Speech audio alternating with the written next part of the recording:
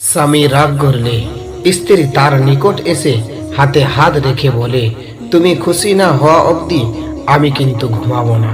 রাসূলুল্লাহ সাল্লাল্লাহু আলাইহি ওয়াসাল্লাম বলেছেন, সেই স্ত্রী জান্নাতি। আলহামদুলিল্লাহ। রোজ তুমি হযরত আলী রাদিয়াল্লাহু তাআলা আনহু এর মতো হও। তিনি গরিব ছিলেন, তবে তিনি তার স্ত্রীকে অনেক ভালোবাসতেন।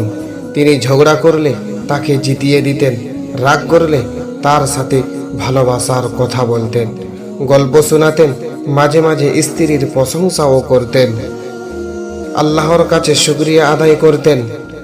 কষ্ট পেলে তাকে বুকে জড়িয়ে ধরে রাখতেন, মাথায় হাত বুলিয়ে দিতেন আর কষ্ট ভাগ করে নিতেন। সুবহানাল্লাহ। ছোট্ট একটা হাদিস যা পালনের মধ্যে অনেক বরকত রয়েছে।